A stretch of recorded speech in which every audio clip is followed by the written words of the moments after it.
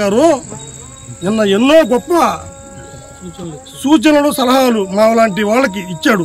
మేము అన్ని దాన్ని పాటించాలని చూస్తే ఆ సలహాలు సూచనలు అసలు ఆ ధర్మంలోనే లేవు. అసలు ఆ ధర్మంలో సూచనలు లేవు, సలహాలు లేవు. అసలు ఆయన అసలు పాటించేవాడు కాదు. ఆయన గర్భగుడికి కమిటీ నెంబర్లు బోర్డు ఉండకూడదు అన్నాడు. మా ఊర్లోనే చెనకేల సంకుల్లో ఆ బోర్డు ఉందని చెప్పాము. ఆయన కట్టిన గుడి అన్నాడు. చూడండి, ఆయన కట్టిన గుడి అంట. అంటే గ్రామస్తులు ఏమైపోయారా? గ్రామస్తులు ఇంటి అందరికి చందా చేసుకుని అందరం గ్రామంలో శివాలయం డెవలప్ చేసుకుంటే నేను కట్టిన దాన్ని నేనే వేసుకోనా అంటే ఏంది? ముందు నేను చెప్తున్నాను, మీకు శివాలయంలో దేవుడి మీద భక్తి ఉంటే ఇంకోటి ఉంటే ఒకటే చెప్తున్నా, ఎంత డబ్బులు వచ్చింది రిసిప్ట్లు, దేనికి ఎంత ఖర్చు పెట్టారో ఒక లెక్క ఇక్కడ రాసి అతికిచ్చిండి.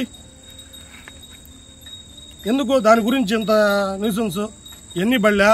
కానీ స్వామి మటుకు చాలా పక్షపాతంగా చాలా దారుణంగా వ్యవహరిస్తున్నాడు. ఇది మంచిది కాదు. ఇది కొంతమందికి పార్టీలకు అతీతంగా కొందరికే పూజ చేస్తారు, కొందరికి చేయను అనేది మటుకు చాలా అత్యంత దారుణం. దీన్ని వచ్చే రోజుల్లో గ్రామస్తులందరూ ఏకమయ్యి మేము మటుకు మా నిరసన తెలియజేస్తాం.